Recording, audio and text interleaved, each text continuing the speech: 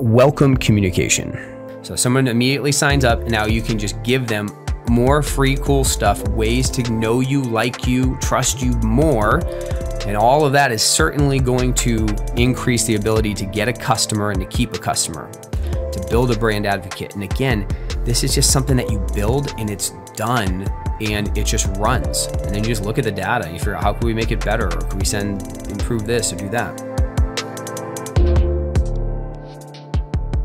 Today, we're gonna go over the top 10 things to automate in your business. And maybe it's not the top 10 for your business. Every business is a little different, but these are definitely 10 things that you should have automation systems in place for. Number one, welcome communication. So this is really big, and we get this a lot. Again, it seems like a real no-brainer, but what do you do as soon as someone makes contact with your business? Right now, what are some of those contact points, right? Well, you could have, let's say like your contact page. You know, this is where you get to see my messy handwriting. So hopefully you'll read it all right. So you think about your contact form. You've got your newsletter. That's another common option, right? Somebody fills out the form on there. What about even the first time they make a phone call, right? Or submit an inquiry, any kind of thing like that, right? Where somebody's making an action, right? And so what we want to think about is when somebody makes that action, what do we want to do that we can automate to create a better customer experience and lead them into the area that we want them to go, lead them down the process, make that, a lot simpler, right? So for each of these, it's going to be a little different. Like a contact form could be like, and usually when you think of somebody's contact form, maybe yours is like this. It's like name, email, comments, right? Well, what about instead? What if on that contact form, you had kind of like a radio button and you talked about like maybe department or team, and you had options on that form such as sales, support, or whatever, your other thing is. So when they're putting in the name and they're putting in their email address, they kind of check the box for what they're looking to do, which area they're going, right? Well, these kind of details, these data points are now helping you personalize it more, right? Because if you think about it, if someone's doing a contact form for sales versus support, there's a very big difference there. One's not your customer, they want to buy something. One is your customer and wants to support. So you probably have completely different places that you want that message to go. You have probably different language that you want to reply back. In fact, you may even have different details that you might want to collect in that process. And so by them selecting this and just adding a really simple, radio button where they pick which one they want, you now can send this message two different directions, right? And so you got to think when you're receiving an inquiry, you got kind of two communications that I believe you should send. The first communication, we'll just keep this on this line. So this line right here, this communication should be some kind of confirmation message. So you're sending this email back to the client or whoever they are, the person who submitted the form, and you're letting them know, hey, we received your inquiry, and then you should let them know what the next steps are. What is your, standard operating procedure when somebody submits an inquiry? How long does it take for somebody to get back to them? Is it end of day? Is it 48 hours? Is it whatever? Well, one, you need to establish that. Two, you need to communicate that. And then three, you need to deliver on that. So you immediately are just delivering value. You're giving information. You're pouring it out in a way that's going to say like, wow, these guys are super responsive.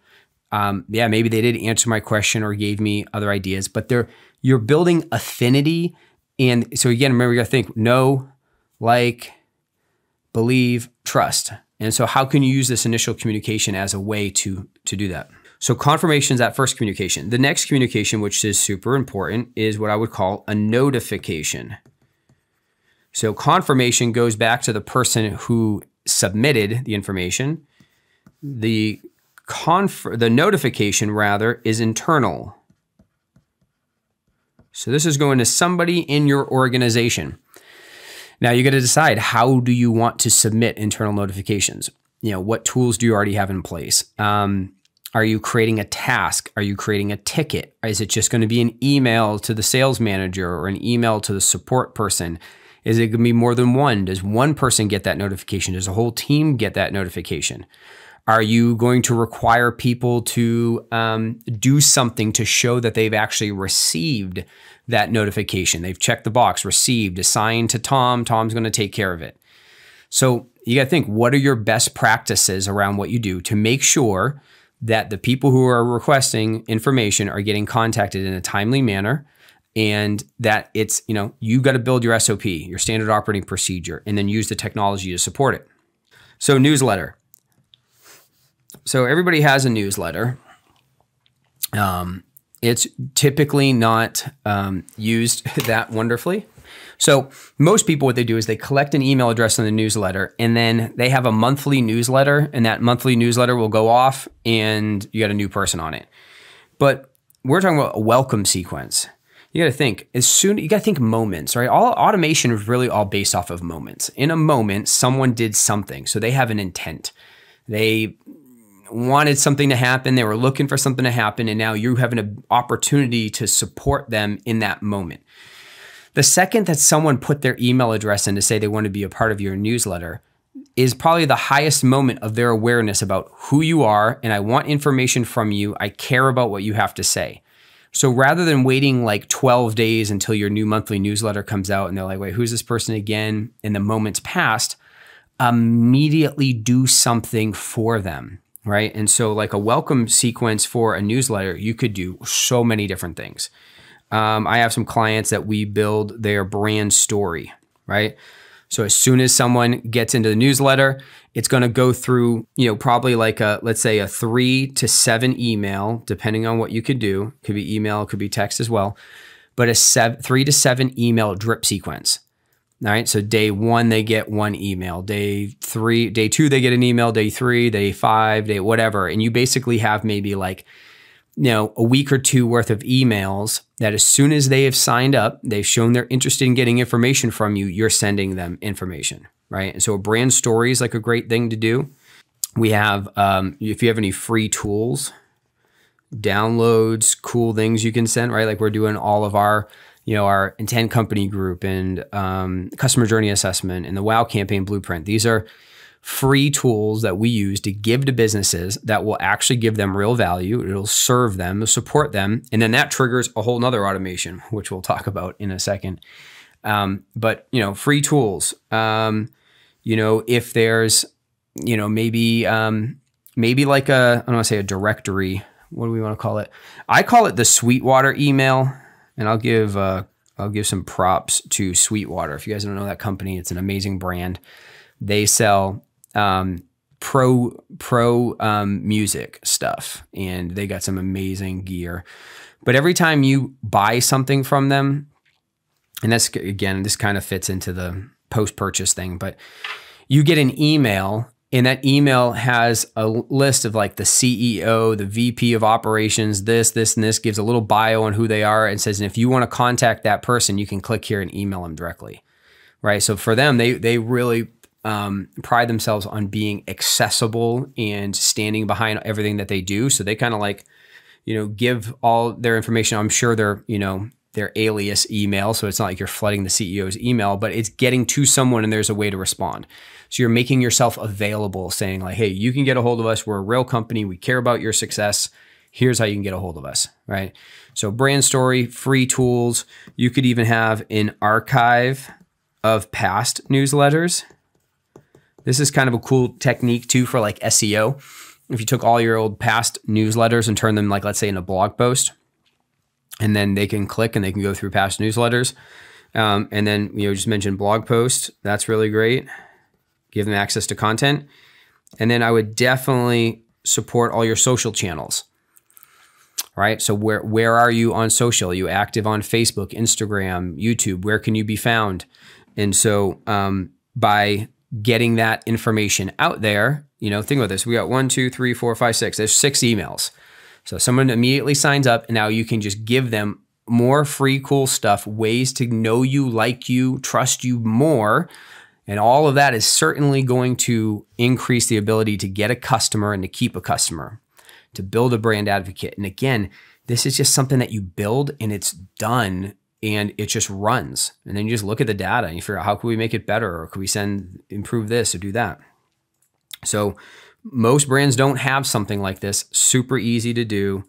Super, super easy to do. All right. So let's take a look now at phone. This really depends on kind of what your process is. If somebody calls in, obviously they're calling for different things. So you got support, you got sales, a few different things you could do. One is, you know, like our software, what we have is we have this thing called a missed call text back. So this is an automation that if, you know, for some reason you missed a phone call, you can automatically text that number back and say, hey, sorry we missed your call. How can we help you out? All right. And that's you know, especially if you're like a small shop or something like that, and you don't have like you know, someone actually answering the phones, manning the phones.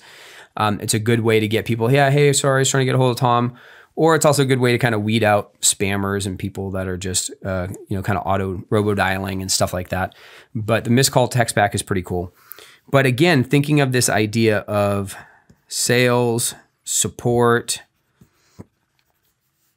your different avenues, right? When somebody called in for these reasons, why not have a canned response for after they're done, right? If they had a support, you should have a canned email where you know, go back and be like, hey, we hope we answered all your questions. You know, the big businesses do this. The enterprise companies, they do this. It's also hooked up to their call center technology and all this. But if you're a small shop, you got 5, 10 people, you're probably not like having automatic, you know, review requests. How do we take care of your call? How can we help you kind of things? But it's super simple to do. It's literally a canned email. That call comes in, you push one button and boom, it automatically sends it off. And it's just a good way to keep track of, you know, how well you're taking care of people and just showing them that you care. All right, so those were like 3 ideas in one.